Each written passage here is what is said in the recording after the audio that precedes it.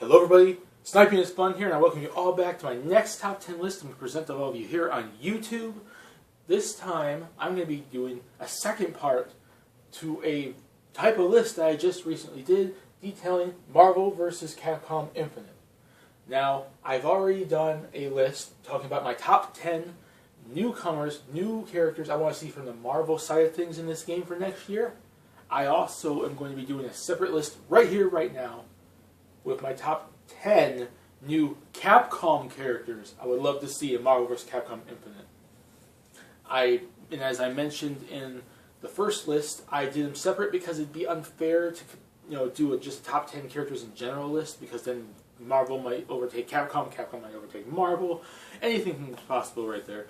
I want to do two separate because I want to give each list its own individual, popular, use kind of thing. Like, I want to give them each their own attention, so I can detail only Capcom characters and only Marvel characters. And I also mentioned this in the Marvel vs. Capcom list, in case you guys haven't seen that one yet. There are one character on each list that is not really a newcomer, but was not in Marvel vs. Capcom 3, and I included it as a returning veteran character that hasn't been seen since Marvel vs. Capcom 1 and/or 2. Just want to let you guys know that. You can go check out the Marvel list to see who was on the Marvel side, and stay tuned in this list to see who was on the Capcom side. This game I am really anticipating because I really do love Marvel characters, and the Capcom side, I didn't mention that in the Marvel list, but I really do. The reason why I really wanted to do this list, because I love both IPs, both franchises, both companies. And let's get this started and see who are my top 10 most wanted Capcom characters, newcomers. In fact, top 10 Capcom newcomers for this game. And I also, I forgot one thing. This list was started before they actually even showed the trailer for Infinite. I was just going to eventually be doing like a top 10 for a Marvel vs. Capcom 4 type of thing, like if they ever did a sequel. And my number 1 was Mega Man X. Now, we all know, for those of you who've seen the trailer, Mega Man X was confirmed for the game, and he was on my list. So I did change him like I changed Ultron. Ultron was originally on my Marvel list as well. And I changed my number 1 to someone else. Stay tuned in part 2 when I go from 5 to 1 to see who that is. But this list, part 1 is going to be numbers 10 through 6, and I hope you guys enjoy it. Let's get started with number 10.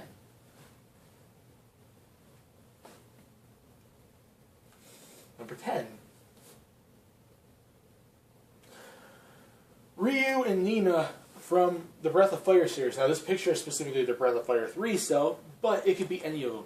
And if there's one, yes, I did double characters. And it could be either it's Ryu with Nina as an assist, Nina with Ryu as like an assist, like how Phoenix Wright has Maya as like his assistant type thing. Like, comes in and does attacks with him. If you want to avoid the whole double Ryu name, you go with Nina here, but you can do whatever the heck you want. But Breath of Fire is a Capcom franchise that's long forgotten, and it really deserves more recognition and more use. And I'm surprised that Marvel vs. Capcom never had like a Capcom, representing the side of like Breath of Fire. Now, you can go with any version of them. You can do different versions of them. You can do different costumes for different Ninas and or Ryus, whatever you want to include. But Breath of Fire needs to have some sort of representation because the series has been around a while, and its popularity went. As much of a beloved series as it was, it's like Capcom not using it, especially doing the stupid mobile phone crap they did recently in the last couple of years. This series needs more recognition so we can see some new games from it. And you can do such an interesting moveset between, Nina or Ryu, or both, if you include both of them somehow, like one and the other helps them or not. This spot is just for include a Breath of Fire freaking character. It could be Nina, it could be Ryu, it could be different costumes, it could be certain specific Ryu or Nina, because there's different Ryus and Ninas between the entire Breath of Fire series. Include one of them, include different costumes, make them playable, and somehow represent both of them. There you go. I really don't care right now. I just represent Breath of Fire. Number 9. It's going to go to Rashid from the Street Fighter series, Street Fighter V. Now, I specifically picked him over a lot of other Street Fighter characters because, first and foremost, I find him to be a really cool character. He's like my favorite new character from Street Fighter V. Like, I find him most interesting, even with his little comedic side in like the story mode being kind of there and almost useless in some instances. Being comedic, he's a really cool character. He's a really fun character to play as, and his fighting style is really interesting, and it's a new Street Fighter character, like from Street Fighter 5. Like if you look back at Marvel vs. Capcom 3, they include C. Viper from Street Fighter 4, which was the new Street Fighter game before Marvel vs. Capcom 3 came out. The new Street Fighter before Marvel vs. Capcom Infinite is Street Fighter 5. So one of the new characters from that game is likely to get in. It's a pretty much an 80 to 90% chance. And I picked Rashid because he's very interesting. Sorry to say. There you go. Interesting, cool character that I think could be in future. I think he's going to be in future, or at least have some sort of importance in future Street Fighter games anyways. So include him in Marvel vs. Capcom Infinite. There you go. Number 8 is going to go to the Monster Hunter from the Monster Hunter franchise. Now, a lot of people that would recommend like Monster Hunter getting a character would recommend the Calicos, the little cat creatures, or they would recommend, say, the actual monsters, the giant creatures, and that's not really different, not really, out of place for the Marvel vs. Capcom franchise because they had like, the Sentinels and stuff like that.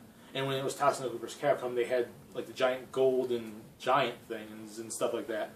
So it's not really out of place to have a giant character that could probably take up 2 spots on, in Marvel vs. Capcom, and you can go with the monsters all you want. There's a million different monsters from Monster Hunter. But I would say the different warriors. And people say, oh, but there's different fighting styles. But you have a unique moveset where maybe you have a fighter and you have different costumes. So you have male and female, different, like, okay, maybe this is a costume, giant skull thing, this with giant horns, and this female character is a costume. And they have a moveset with a sword, a spear, maybe like 4 or 5 different weapons that you can just change out, like make it a unique, varied moveset, like the crap that Phoenix Wright does and all his different, like, evidence stuff. Make it a different moveset, make it unique and interesting. A giant fighter that wield different weapons and different male and female costumes. It'd be kind of like Smash Brothers, actually. So there you go. And Monster Hunter has been getting so much popular recently. It honestly deserves to be in a Marvel vs. Capcom game, or a vs. Capcom game in general. Like, it doesn't have to be Marvel, it could be anything vs. Capcom, but on the Capcom side, including Monster, because they've been getting so much popular recently on the 3DS and the Wii U and the Wii and the Vita, and eventually it's going to come to the Switch and whatnot. Monster Hunter, and I picked the Monster Hunters because they're warrior-type characters, and they'd be interesting with their different varied moveset type things. Like, you can interchange, like, a giant sword with a bow or something, or crossbow or whatever. There you go. Number 7 is going to be Leon S. Kennedy from Resident Evil. Now, Resident Evil has actually gotten, especially with Marvel vs. Capcom 3, it's gotten a lot more love because they got Tyrant, Chris, and Wesker in it, when it used to always mainly be like Jill, like in the older games, like Jill. And Jill was still in Marvel vs. Capcom 3 as DLC. Now, what other character has such importance to the franchise that they would have a warranted spot inclusion in the Marvel vs. Capcom series from Resident Evil? Leon S. Kennedy. He made his debut in Resident Evil 2, which was a big game. He was in Resident Evil 4, which was a big game. And he was in Resident Evil 6, which a lot of people might not like a lot. It may not be the greatest game in the world, but he was important to it. He was one of the major characters to play as in that game. He still has so much importance in the the Resident Evil universe, especially being in like every single cinematic little movie they did, and the animated movies and stuff. And he's been around for a long freaking time, and he's so freaking popular. You can do such a unique moveset for him that's not just Jill and Chris or Wesker, but Wesker has his crazy T-virus powers and whatnot. But or Tyrant being a giant brute, like he could be like Leon and Chris. I mean, he could be like Jill and Chris with maybe summoning zombies to help him and using rocket launchers and shotguns and handguns and whatnot.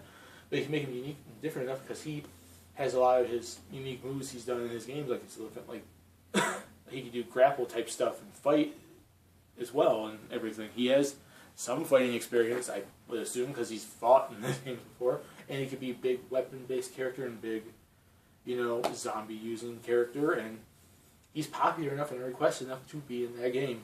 So Leon is my Resident Evil choice. And yes, it's like the only Resident Evil character on this list. So Leon Kennedy, because he's freaking Leon S. Kennedy. Number 6, and the last one on part 1 of this list is going to go to John Talbane from Darkstalkers, because Darkstalkers need more love, because Darkstalkers is a franchise that that Capcom has forgotten about so freaking badly lately. And I know Morgan's been confirmed for a game, but Morgan's a Marvel vs. Capcom staple. She's been since like day one. And Felicia is pretty much a staple to the Darkstalkers franchise. Anyways, we need more to Darkstalkers representation than just those two. And John Talbane's a freaking werewolf. He's such a cool character. It's a freaking werewolf. And his fighting style will be based off that. You can have like his human side basically be like the intro to him, because he always basically in Darkstalkers game comes out as human and turns into a werewolf right before the match starts. You can kind of represent it like that. And he'd be such a cool character, and he's like, in my opinion, the next Darkstalkers character to include because he's so interesting and unique. You could have Dimitri or Donovan all you want, and those are cool choices too. Although I think Dimitri's been in the Marvel vs. Capcom games before, and I don't know about Donovan. But, an actual new Darkstalkers character is John Talbane. Include him, please. Capcom, please? And that's my number 6, and the end of part 1 of this list. I hope you guys like this video. Put in the comment section what you guys so far think from number 10 through 6. Give your thoughts on that. And stay tuned for part 2, where I go from numbers 5 through 1 with all the honorable mentions. Hope you guys like this video. Peace. Please subscribe if you want to. My name is Sniper. It's fun. And I see you all later in part 2, as well as future YouTube videos. See ya.